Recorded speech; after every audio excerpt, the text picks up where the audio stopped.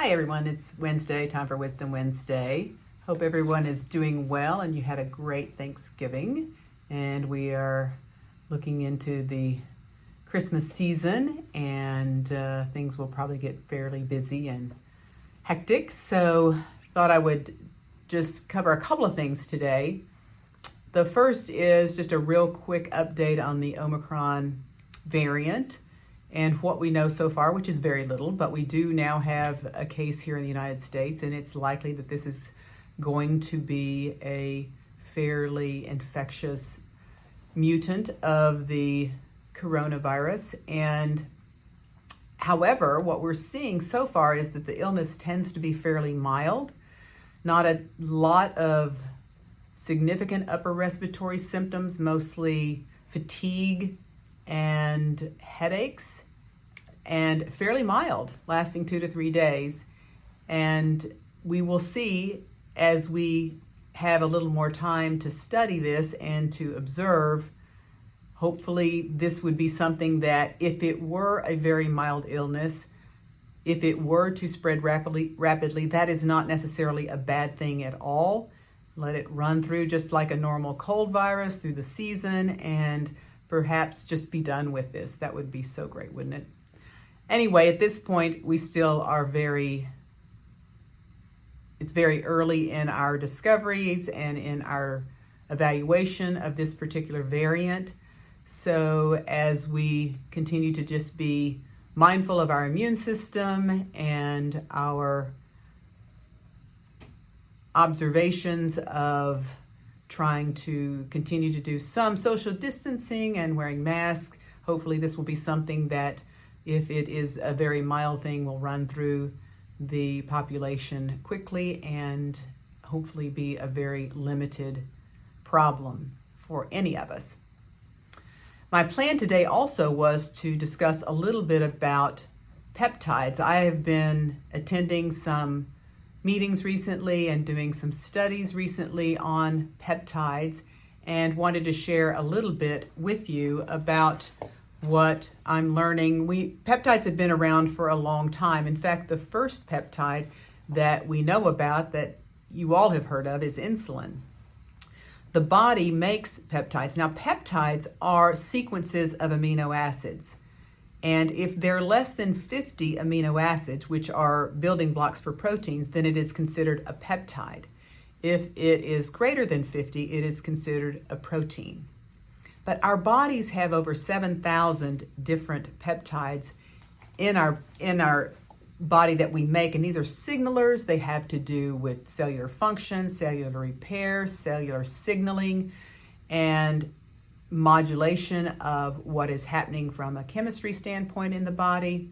So many people have studied them, and we have seen that there is benefit to accessing these peptides and exogenously taking them either by oral form or by subcutaneous injection, that we can have the ability to modulate certain aspects of our aging and our health. And some of the first peptides that have been looked at were actually done in Russia, where they were studying people coming up from the depths of the ocean on submarines and being subjected to long periods of time without sunlight, etc. And these soldiers had issues with some PTSD and just coming out were fatigued and unable to really function well. So they began looking at extracts from animal organs, particularly the thymus gland and the pancreas, the liver, etc. And they were extracting these smaller links of proteins and studying them. And they were able to see that they had some real benefit when they would give them pineal extracts or thymus extracts to help the hormonal and immune systems that many times they would come around. And today we are now looking at these types of products in the anti-aging world and in the healing world. But what we're seeing in many of these smaller peptides called bioregulators, we're seeing the ability of the body to enhance the aging or slow the aging process by evaluating a couple of things. One is telomere length, and these telomeres are the end caps of our DNA. And as we age, those little end caps on the DNA, similar to what you would see at the end of a shoestring to keep it from unraveling, but they get shorter and shorter. And so having longer telomeres, it is thought that it enhances and prolongs our life.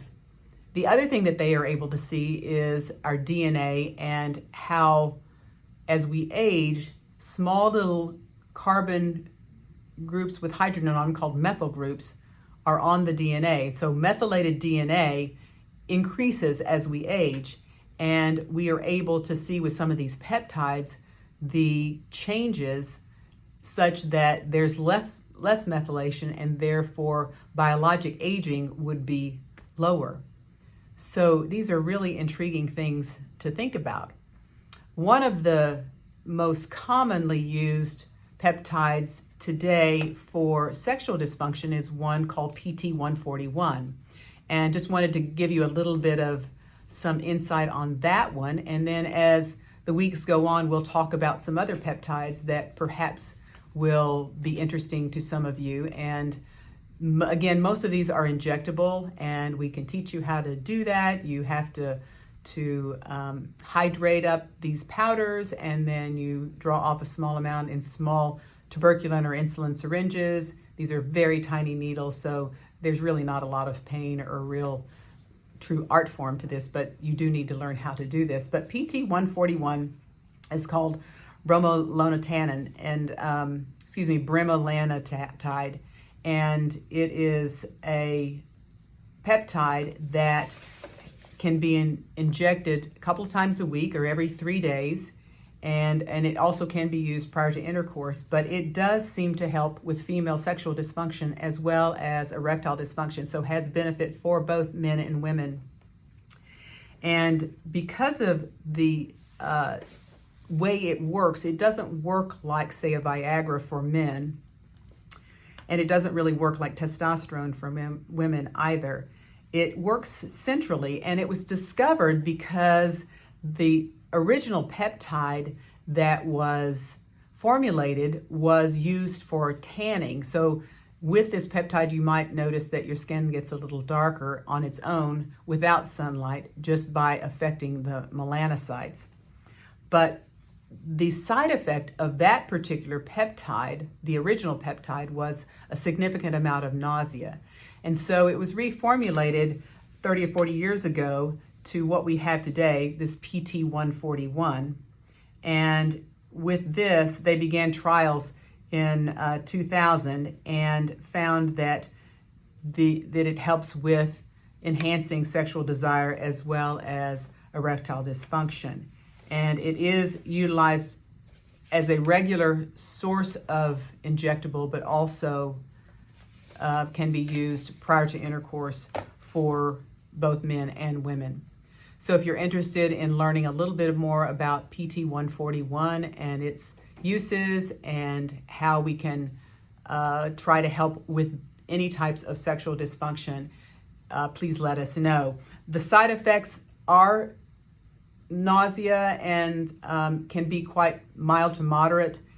But other than that, there's not a lot of negative effects with this. So we tend to start off very slowly with dosing and work our way up.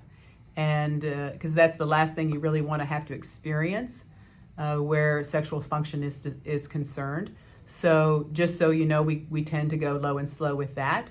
And for the most part, we can see significant benefit without having to have any significant side effects. So peptides, great, interesting, and extensive amount of information that is now becoming available. There have been studies that have been done and are ongoing, certainly, and will continue to be ongoing as we look forward to ways to enhance our health and to eliminate or mitigate chronic diseases. So we'll be sharing that with you as I learn. I'm getting ready also to do a meeting in January about NAD, so I'll be sharing a little bit about nicotinamide nucleotide, and that's where our energy comes from. So we'll have more information about energy coming up soon. You all have a great week, and we will talk again next week. Happy Wednesday.